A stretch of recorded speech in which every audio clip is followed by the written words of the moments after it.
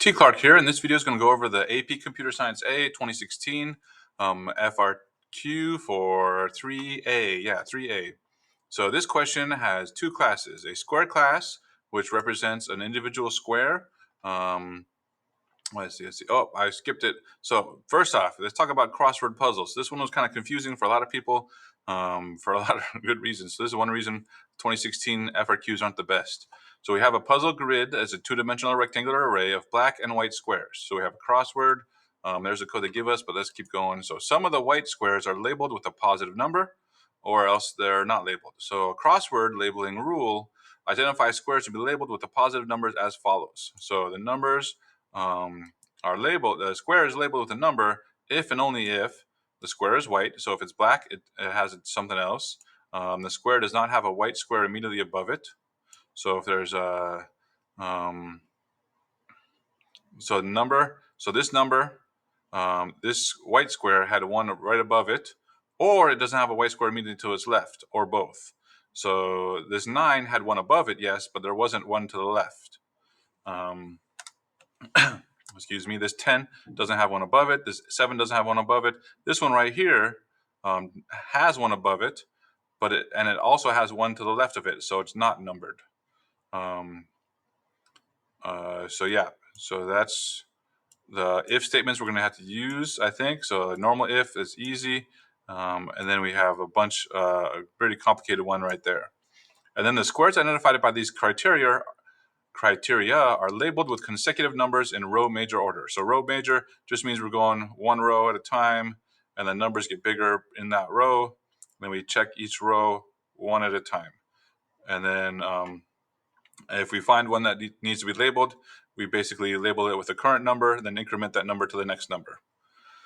So we can look at this. So this one is 8, is labeled because no white square above it, and no white square to the left of it. The 9, like I said, has one above it, but it doesn't have one to the left of it, so that's why it's white. This 14, there's no white square above it. There is a white square to the left of it, but since there's none above, I already know, so I'm going to just basically number it because there's none above it. It's black above it. Okay, so like I was saying, I have two classes. I have a square class that will represent an individual square in the puzzle. And all this stuff, you don't see all this stuff because this is just my hacking attempt to get it working. You don't even see this. You don't see anything except for the constructor. The constructor says if it's black and what number it has. And then there you go. And then we have part of the crossword. We have the class crossword, where we're given the puzzle, which is a 2D array of squares. And it basically tells me either black or white, and then a number, and it's based on row column, major order, and then it says there's at least one row in the puzzle. Okay, that might come in useful later on. Then I have my constructor. We're not going to worry about the constructor yet. It's to be implemented in part B. So I'm going to skip and look at part A. So part A says I'm going to return true to be labeled if the square at row R and column C should be labeled with a positive number, otherwise false. And then it says the square at RC is black if the black squares RC is true.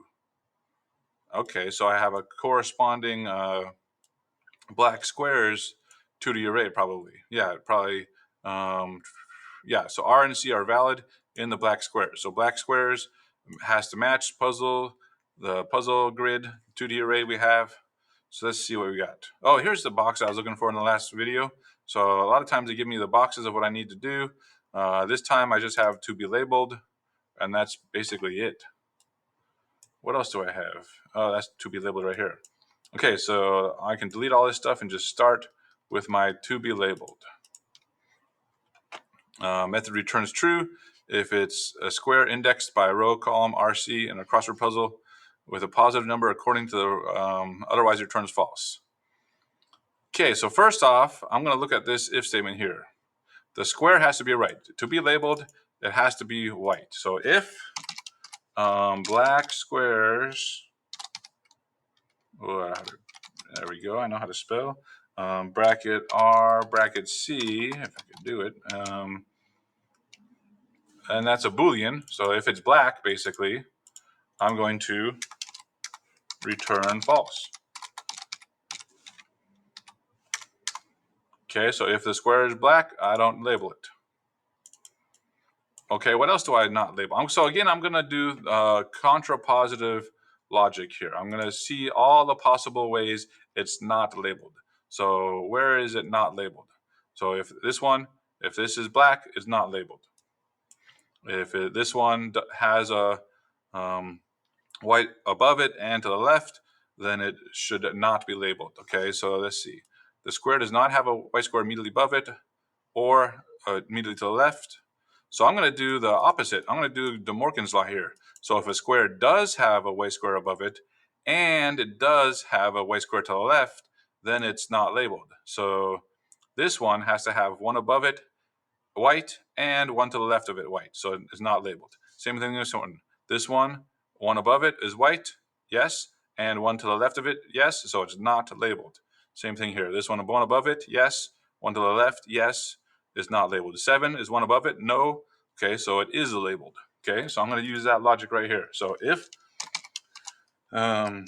puzzle, so how do I do above it? Above it is the row above it. Okay, so I got to check to see if it's on the top. So if it's on the top, actually, so even before I do that, if r equals 0, almost didn't think about this edge case. So if it's a top, it's labeled no matter what. So if I took care of the blacks are taken care of, and then I take care of the whites, and then I say, okay, if it's the top row, I label it. Return true. Okay, and I think it's the same thing on the left. Yeah, so if it's the first column as well, it's going to be true. I label it. And C equals 0. Okay, or. So if it's the top or the left, if it's the first column or the first row or the first column, I'm going to return true. So I took care of that edge case. Otherwise, when I do the next thing, this is what I'm going to do. I'm going to say if the one above it. So if r minus 1. So puzzle.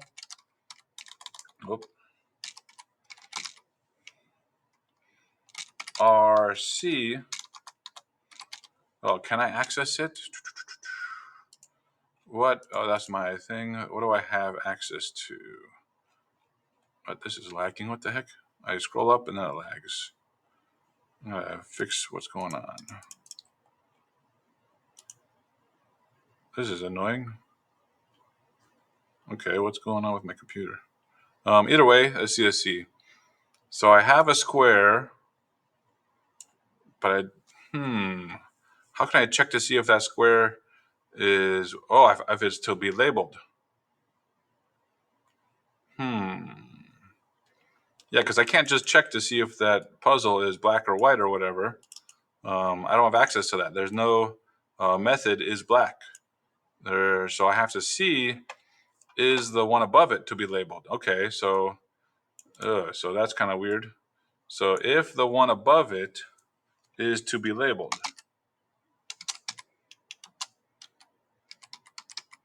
No, not even that. Oh, the black squares. I could just say black squares. Okay, so is the one above it.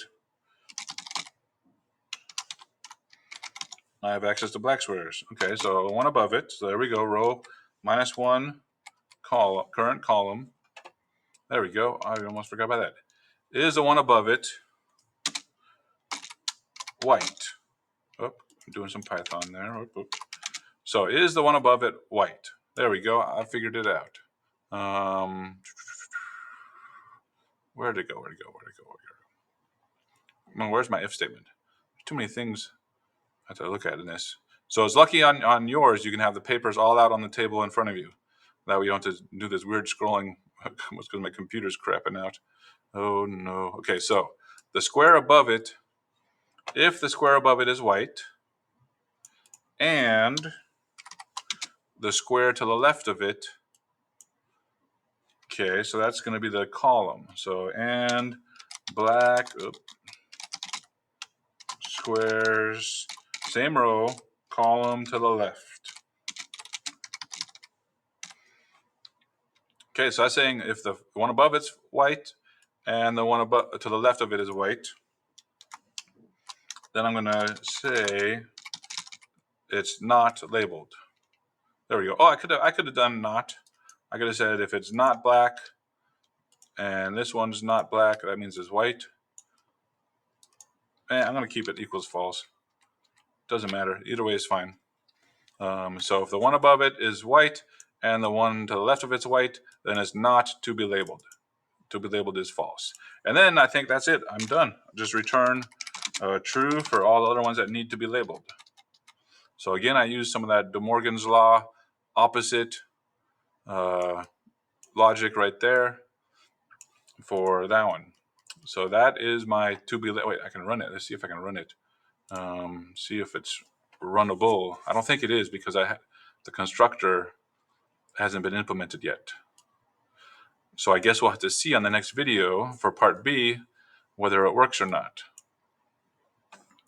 Let's see. Oh yeah, my time's almost. Yeah, so there's a doesn't exist yet. Okay, so I'll get to part B when I have some more time. Otherwise, have a good